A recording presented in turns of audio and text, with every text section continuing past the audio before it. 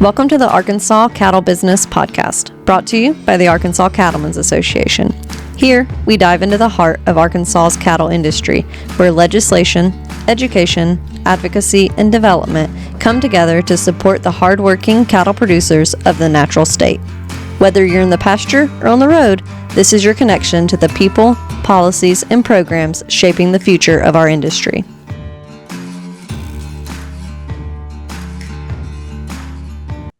Hello and welcome to the Arkansas Cattle Business Podcast. I'm your host, Michelle Buffkin Horton. You're going to notice we are a little bit different setup today. You can see our podcast setup behind me if you're watching online, but we are currently doing a Zoom podcast, so we are on the computer. And Nora Lee, our co-host, is not with me, but we did bring her hat. So if you are tuning in, watching online, and you always want to see the hats that we have every single week, Nora Lee got a brand new Rodeo King hat in 3 days ago, and so it is now in the podcast with us. So there is your hats update for the podcast.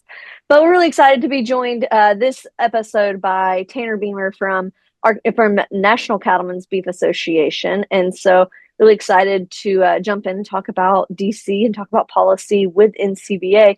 So Tanner, thanks for joining us on the Arkansas Cattle Business Podcast. Well, always a pleasure, Michelle. Thanks for having me. Of course. Before we jump into policy, will you tell us a little bit about your background and how you ended up at NCBA? Completely by accident, and I think that the people who hired me would agree with that statement. No, I grew up on a really small cattle operation in southern Idaho. Fell in love with the industry and the business back then, but my folks weren't involved in the operation. It was mostly my grandparents, and so when they got a little bit older, it became clear that that wasn't an option for me to kind of go home and do something of my own on that piece of ground, and so I had to start looking at what else I was interested in doing, and I accidentally stumbled into the lobbying profession. I thought that was very interesting while I was serving as a state FFA officer. I had some exposure to that world, so I studied ag economics at the University of Idaho, and then have actually been with NCBA now for about 8.5 years. I did a brief stint in my own state legislature back in Idaho as a lobbyist, but shortly after that, I came to work for NCBA, and I have been with them ever since, doing a variety of issues, the Western portfolio, and most recently the markets, budget and appropriations, a little bit of this, a little bit of that. Yeah, we're going to get into the budget in this because if I remember correctly, we are not far from the budget deadline. And so that is correct, and in fact, that is what has been dominating my week this week with conversations with folks on Capitol Hill. So there's no shortage of things to talk about, Michelle. It's been an interesting year. Yeah, exactly. Yeah, and so I know obviously every day looks a little bit different, but what does your day-to-day look like representing cattle producers in DC?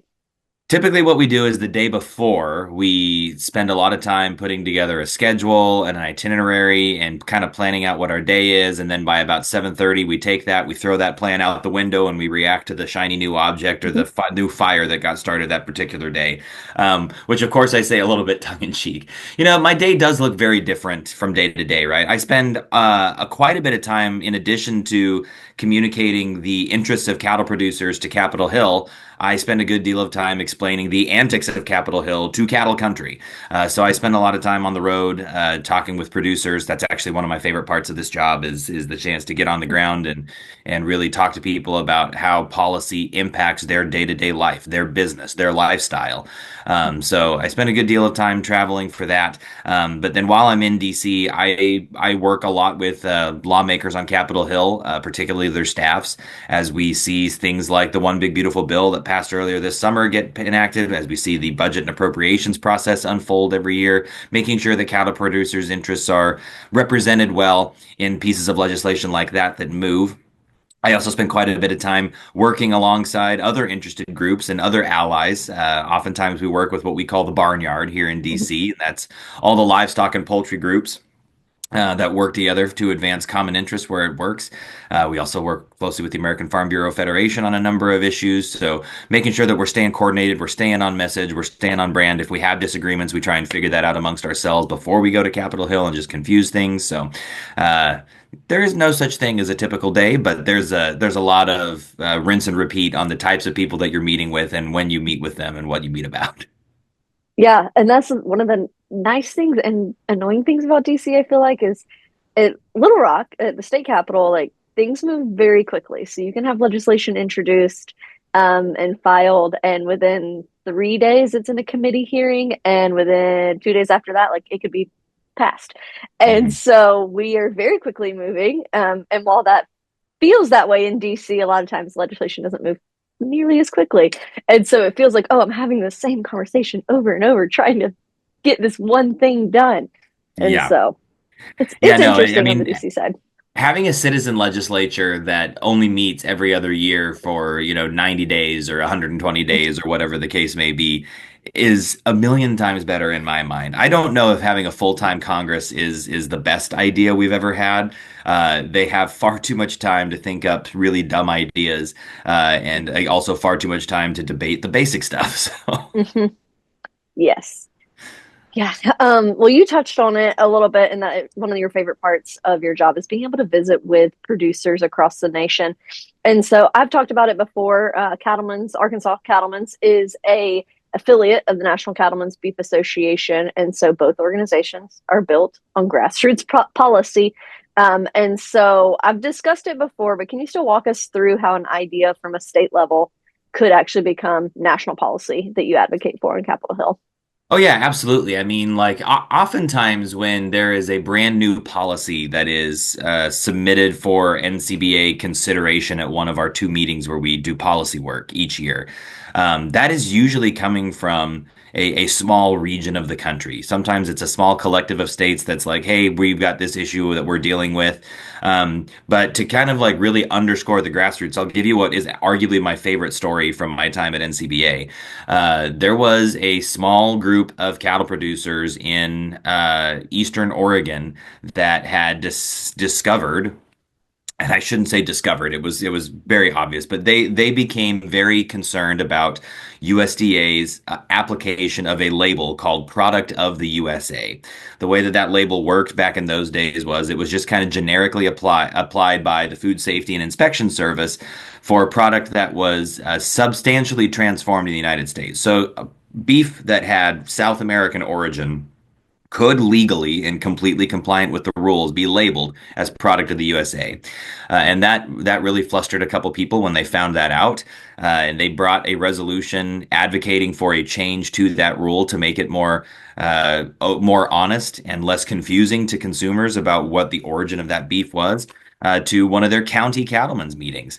And they really didn't, at that point in time, have much of a vision to take it far beyond that. But once it got to the county level, they said, hey, let's take this to the Oregon Cattlemen's Association. And before you know it, Oregon Cattlemen's brought it to the National Cattlemen's Beef Association.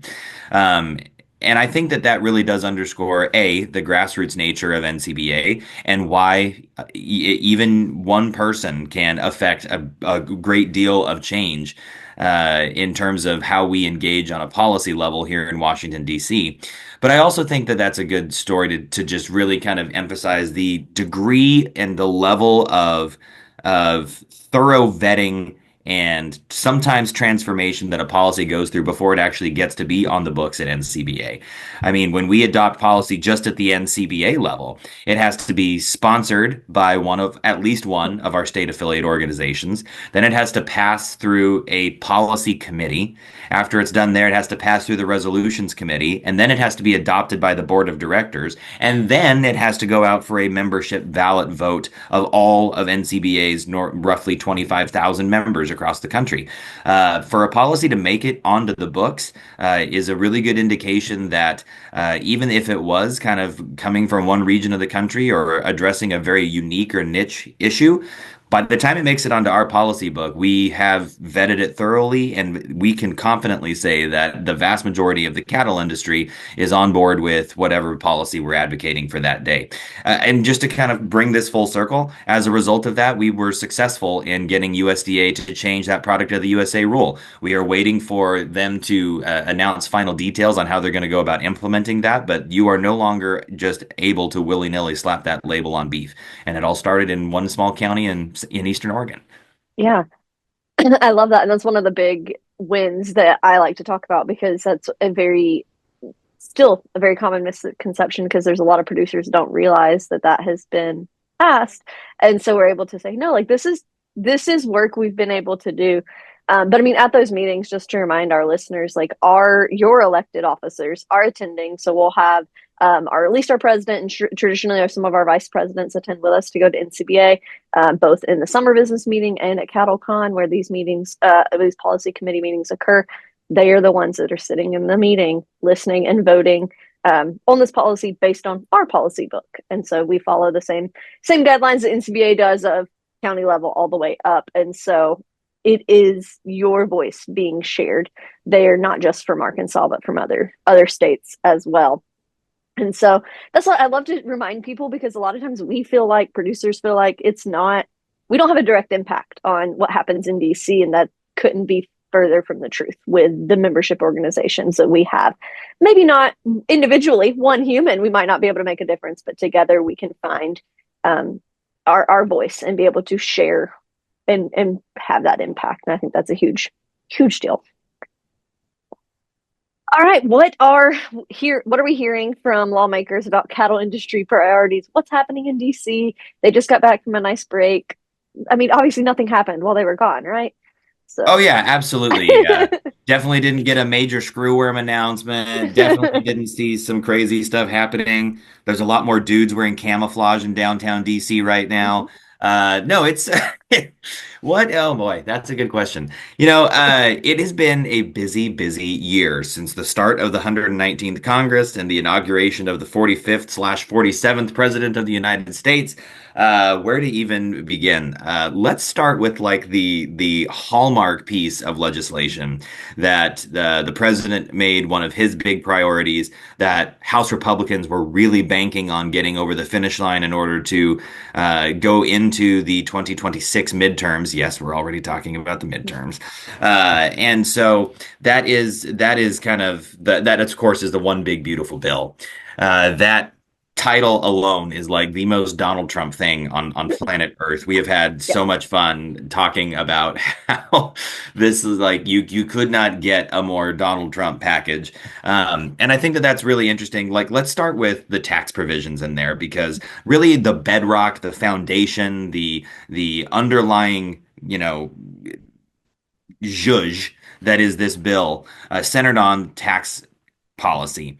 Obviously, probably the most landmark legislation that Donald Trump achieved in his first presidential term was the Tax Cuts and Jobs Act of 2017, in which NCBA secured a lot of wins for cattle producers, increasing the exemption limit for the death tax, being chief among them. And those great provisions were set to expire at the end of this year in 2025. So Congress had to do something, or a lot of those provisions, a lot of those great tax relief mechanisms would have expired, and people would have had a much bigger tax bill. So they used the budget reconciliation process, which is a bit of a tricky process.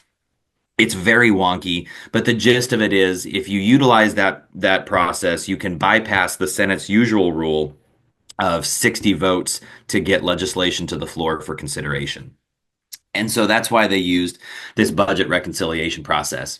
And that is a very key thing, because if this would have been a normal bill, you would not have seen as many tentacles reaching out and touching all these different areas of policy. It would have been, by and large, an extension bill for tax policy. But there were a lot of great things in there, right? We preserved the stepped up in basis, which is something that was very much in play. There was a chance that might go away. We preserved a lot of some of the other tools that are used, like 1031s, bonus depreciation, 199A, like the 2032A. I mean, there's all sorts of these provisions that were retained. The big part here, though, is that there is a death tax exemption that is now permanent. It doesn't Yep. expire. That permanent death tax exemption is north of $30 for a married couple, and it will be indexed annually for inflation. That is a huge win for NCBA. It is not our final victory of just abolishing the death tax Mm-hmm. altogether, but it is a very good step and positive step toward the right direction, because we now no longer have to worry about, if this tax bill expires in 7 years, whether like we're going to have to go back and lobby for death tax repeal. We will continue to go lobby for death tax repeal, but we at least know that we're not going to lose ground. We will continue Mm-hmm. to gain momentum from this point forward. Um, But again, the budget reconciliation process, the way that that works is you essentially pass a budget resolution, and Congress makes a whole bunch of changes to their authorizing legislation in order to fit the terms, fit the guidelines of this new budget resolution. So every single authorizing committee in the U.S. House and the Senate reports legislation that is designed to kind of play around with the budget. Now, the term "play around with the budget" is very loose.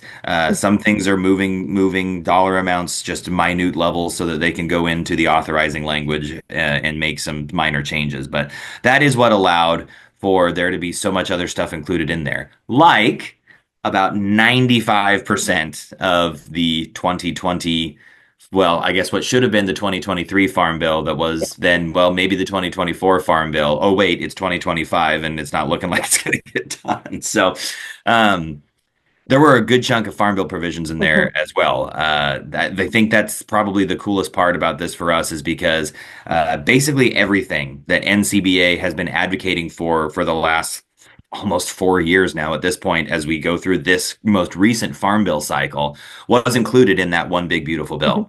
We got full funding for the three-legged stool for animal health, which includes a foot and mouth disease vaccine bank. It includes disease preparedness programming, and it also includes national animal health laboratories, which use diagnostics tools that has helped us identify highly pathogenic avian influenza in the dairy sector.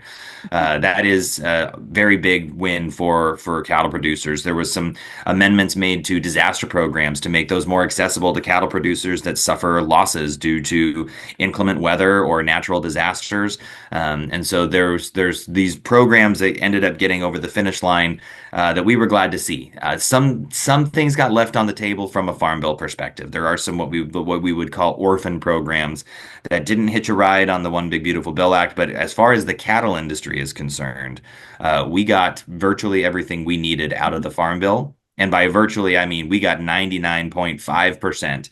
The only thing that we advocated for that was not included was a legislative solution to California's Prop 12, which of course restricts the sale of pork products in California from operations that use sow crates. Um, and that is really more of a priority for the National Pork Producers Council. But of course, that's something that we're monitoring because if it can happen to pork, it can happen to beef. And so we really want to see that get over the finish line. That was not included. There's a budgetary reason for that. And so that is really kind of what leads us to the prospects of passing what should now follow, what was left out of the One Big Beautiful Mhm. Bill Act that needs to come up in another version of what we would call the Farm Bill. Yeah, and one of the big wins that we got, and you kind of touched on it for Arkansas producers that I've been working on for feels like forever. But I know NCBA is working on us with us on this as well, is the updating to the thresholds for the livestock forage program payments, the LFP payments. And so really decreasing those thresholds, making it more accessible for producers. I mean, we were in a pretty bad drought, what was it, last year here in Arkansas, and the majority of our counties were not eligible for LFP payments because they missed it by 1 week. Hmm. And so, as y'all know, there's not much difference in a drought between 1 week. Your forage is between 1 week and the next. And so you're still very limited. And so that was a very big win. We were very excited to see that, and really grateful for the leadership of our delegation in Arkansas. Got very lucky with the fact that we do have obviously Chairman Bozeman as the chairman of the Senate Ag Committee, but we also have multiple people within chair. Actually, every single one of our federal delegation is in a chair or holds a gavel position of a subcommittee, and so have very lucky there. But that they have an understanding of Arkansas agriculture and that they're really willing to work for it. I know Representative Congressman Crawford worked really hard on the big beautiful bill for the LFP programs, as did Congressman Westerman, and so very grateful for both of them on their work on that. That was a huge win for us. So. Yeah, and honestly, that's kind of why it is so important for NCBA to have that relationship with its state affiliate organizations like Arkansas Cattlemen. It's why it is just as important for me to get out of DC and talk to producers on the ground as it is for me to be in DC advocating on the Hill. Is we pick up on stuff like that. The LFP payment situation that you just described was pretty predominant across the Southeast, and it was as a result kind of those southeastern congressional delegations that helped push that over the finish line through the budget reconciliation process, as far as it was used to implement farm bill provisions.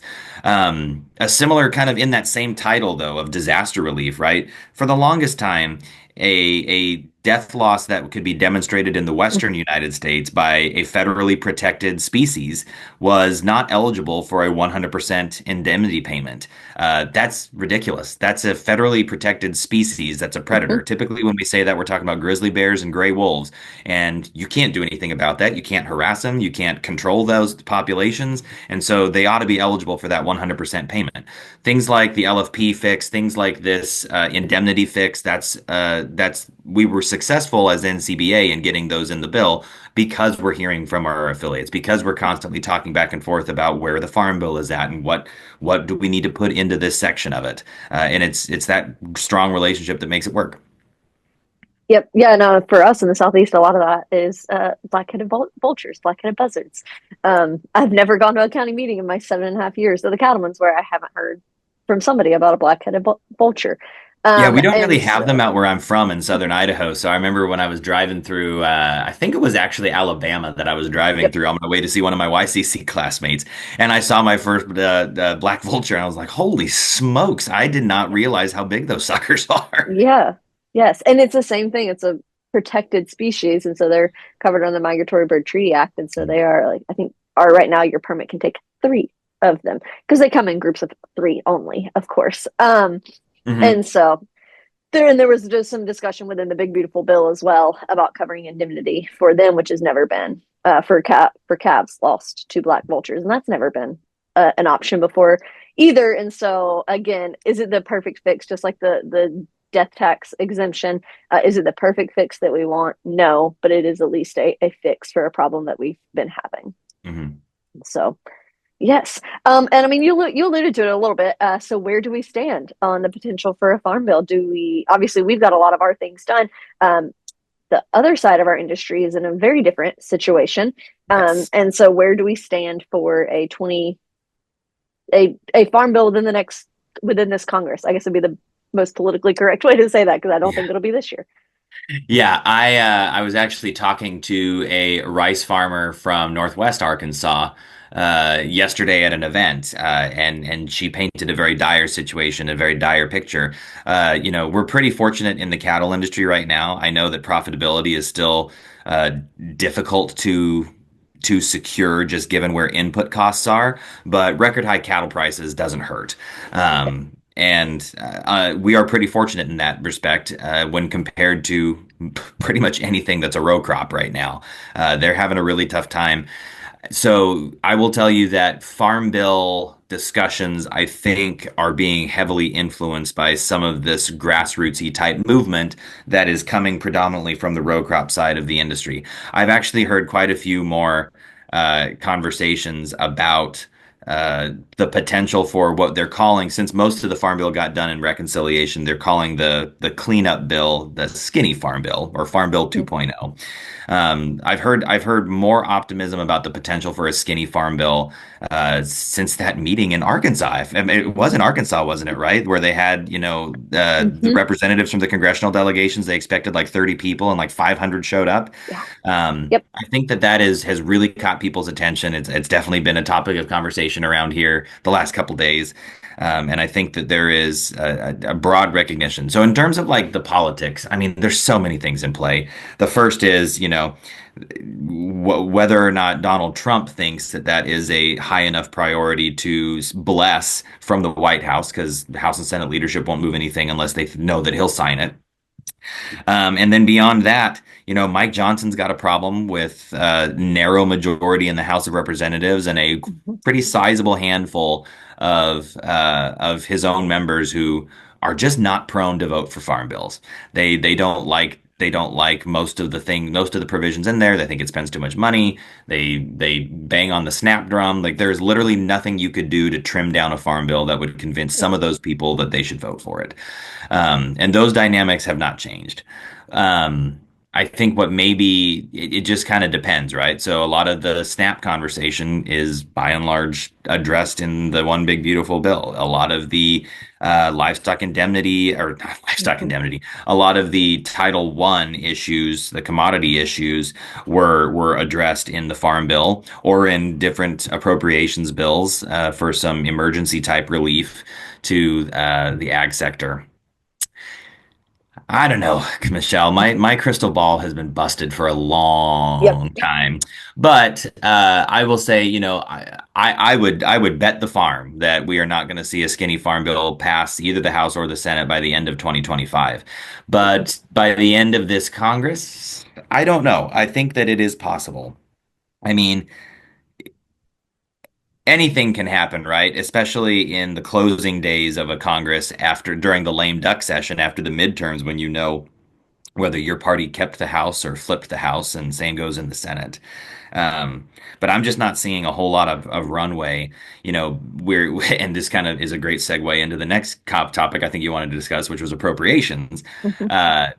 This appropriations bill that they are debating right now will be very telling, I think, because um, it's complicated. There's 12 appropriations bills that we have to pass every year. Typically what happens is all 12 of those get wrapped up into one legislative vehicle. We pass it, the government doesn't shut down. It doesn't pass on time, the government shuts down. And if we kick the can down the road, we call that a continuing resolution or a CR.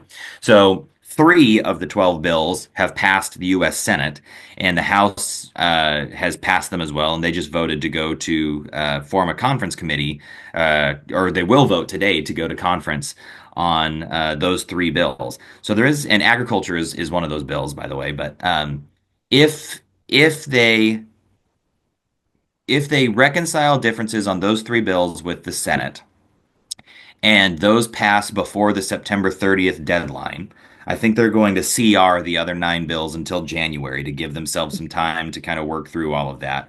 But if they accomplish that, and that's a big if, because again, there's just crazy political partisan divide right now in the House and the Senate, and narrow majorities to work with.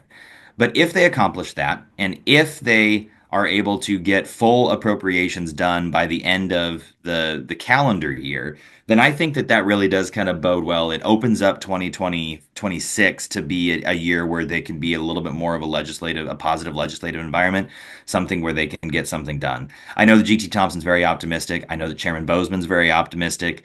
But I will tell you that they are up against some pretty tough odds and up against some pretty real challenges, none of which are their faults, all of which is entirely a function of just how fractured the Republican Party is, mostly in the House, certainly to a lesser degree in the Senate. Yep. Yeah, and I mean to that point, we've also talked about. I know when I was in DC, we talked about how few bills actually move through successfully all the way through Congress, and I think that was very eye opening of like where we are as politically as a country is like it. There's a lot of different sides here, and it's hard to find a middle ground. Whereas feels like previously we could at least agree on a few things. Yeah, I mean, that's actually a great point. So the 118th Congress, which is the last one when Republicans had the House, Democrats had the Senate, and Joe Biden was still in office, right? That was the least productive Congress in, I think, since the Civil War. And, you know, when I first came to Washington, D.C. 8.5 years ago, uh, every Congress, an average of 10,000 bills got introduced between the Mhm. House and the Senate. And Congress would pass between two and 350 of those 10,000 bills. Nowadays, we introduce around 15,000 bills every 2 year Congress, and usually typically less than 100 of those get passed. I mean, we have become a far less productive Congress over time. The worst one was last Congress, where I think out of like 14,000 bills, they only passed. I honestly think it was like 35 or 40 bills. Yeah, I think that's what you told us when we were in DC. It was like it was in the 30s. I was like, And of the bills that they passed, I think three of those were continuing resolutions, which is basically a procedural yeah, motion to kick the can down the road. So yes, fully 10% of what they did was not doing hmm anything. yep, yeah, yeah. Yeah, and so and I mean you talked about it is the potential for a government shutdown. And so a lot of times I believe cattle producers kind of view it as, okay, like, what's it matter to me? So what does it matter if we don't get the CR, if we don't get some agreement on these three reconciliation bills that are sitting here? Like, what happens on these appropriations bills? What happens with if the government does not meet the September 30th deadline? Yeah. I'm actually pretty optimistic. So for the record, I'm a great appropriations lobbyist, Michelle, as evidenced by the fact that when Republicans had the House and Joe Biden was in office and they really couldn't agree on anything, and it seemed like whatever, I was just like, well, get ready, we're going to shut down. Get ready. We have a memo ready to send out to state affiliates on how to react if the government shuts down and Mm-hmm. blah blah blah. It never once shut down. Mike Johnson was always able to pull a rabbit out of a hat, strike a deal. Yep. Biden would sign the bill, and we'd be just fine. So I don't know. Maybe if I'm optimistic that we won't shut down this time, maybe it means we actually will shut down this time. But here's It's like opposite world over here. exactly. But here's kind of where I'm thinking, what I'm thinking there. I mean, it is typically pretty rare for there to be a government shutdown at a time when the president and both houses of Congress are controlled by the same party. That's one. Two, Donald Trump does not want the government to shut down. I think that he has got a lot of, well, not, I don't think, he has got a lot of regulatory actions that he is taking. Again, for some of those Western producers, we just saw yesterday, for example, that the Bureau of Land Management is repealing their disastrous conservation and landscape health rule. That does require people to be in their seats and at their desks. And Donald Trump knows he's only got 3.5 years left. And I know that he probably wants to see some more radical changes be made within the bureaucracy, most of which I think would be supported by cattle country. Um, so that's two. And then three, I think that Republicans are very nervous about the midterms. I think that they're concerned by some of the messaging that Democrats have been successful in pushing. Trump's mass layoffs at the beginning of his second administration definitely didn't poll super well back home. I think the Republicans in the House particularly are really worried about the 2026 midterm elections, and as a result, they also really don't want to shut down. But they don't really have the numbers to pass a bill without Democratic support and also get some of the uh, far right. I had a moderate Republican describe them as exotic members of the Republican Party. Get them on board. So Yeah. Yeah. It's trying to find that middle ground, which is the hardest thing to do in DC right now. um, what is, as we wrap up here, what's one piece of advice for cattle producers when it comes to staying engaged in policy and making an impact? oh, I would say in terms of making an impact, uh, stay apprised of what's going on. Make sure that you're looking at that through the right lens, right? I mean, it's so easy to get caught up in an echo chamber, right? I mean, and in the cattle business, I mean, obviously there's a lot of different competing ideas and some issues that we all engage on that are not even fully, are somewhat controversial even within our own industry.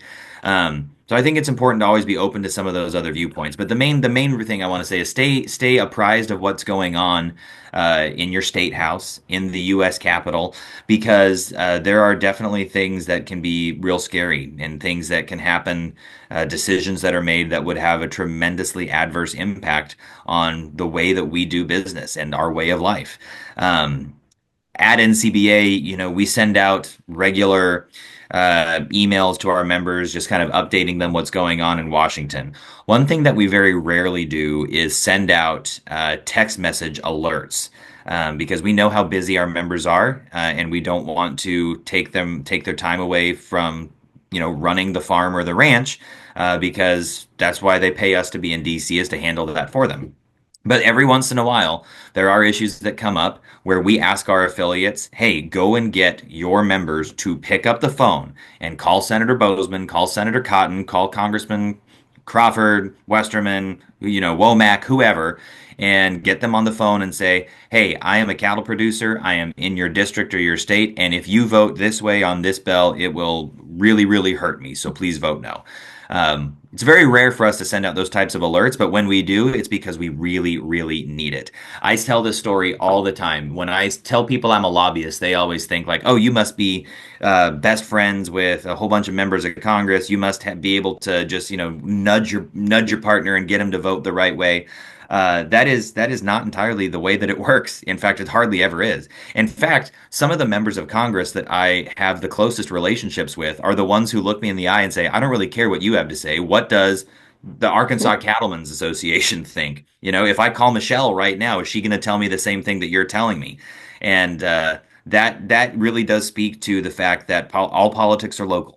And so if we reach out and say like we need that grassroots push, agriculture is what pioneered grassroots activism, and staying involved and making the active decision to be an active participant, especially when it is a dire need, that is, I think, the best piece of advice that I could give.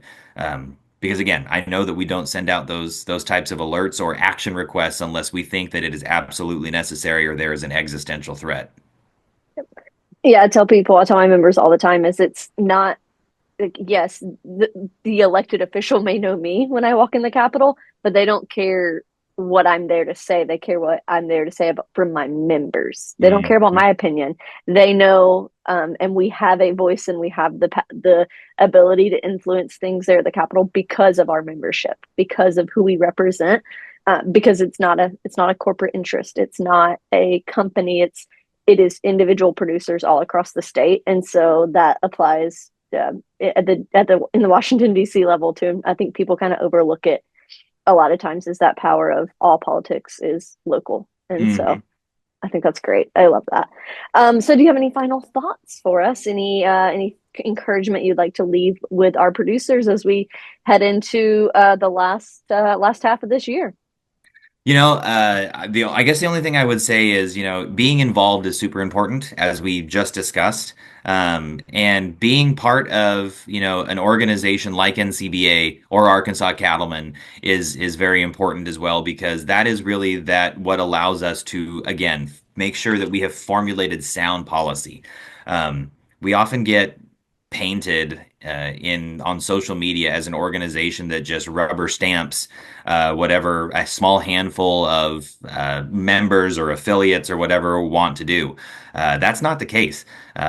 We actually just finally adopted policy on the pasture range and forage insurance program at USDA after I think 4 meetings worth of we're still not there yet. We need to continue discussing this amongst ourselves. That participation of different viewpoints, that is what leads to a product that everybody is a little bit comfortable with.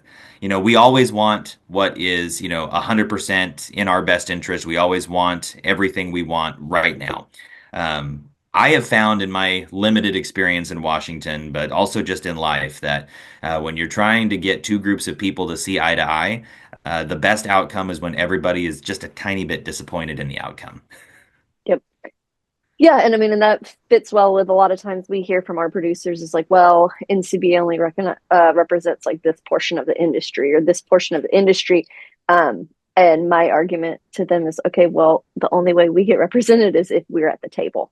And so Mhm. we have to make sure that we are involved as well. And so I agree. There are times where our policy at the Arkansas Cattlemen's Association might not be exactly the same policy that NCBA has, and that's okay. Like we're not going to agree on every single thing every single time. We've got to find a way to come together on the things that we do agree on because we have a much stronger voice when we're all together. We're all there at the table, and I think that's one of my biggest pieces of advice is to a lot of my members is like we have to at least have a seat at the table, guys. Like we've got to be Yeah. there and sharing how it affects Arkansas cattle producers and making sure that our voices are heard. Because if we're not, then we're definitely not going to be represented there. So, The cattle I, industry getting literally everything it asked for in the one mhm, big beautiful bill, that doesn't happen by accident. That is because so many cattle producers across the country stood together and said, "This is what we want." And I guarantee you that if you throw one of those hot topic issues into that same group of cattle producers, Some of them are going to take one side, others are going to take the opposite, Yep. and that's okay. But you hit the nail on the head. Sticking together is the important part because there's really not that many of us in the cattle business No. compared to the rest of the country or even some of these other large groups that are influential in Washington. So the more that we can stick together, the more that we can speak with one loud voice, the more we're going to be able to keep the attention of those on Capitol Hill. Yep. Yeah, no, I really appreciate it, Tanner. Appreciate your time today. I know you've got things to do, and I'm about to head over to a political fundraiser because we are also in the middle of campaign season here in Arkansas. So we really appreciate it. Appreciate you taking the time with us here on Arkansas Cattle Business. So Thanks thank for you. having me, Michelle. Thanks.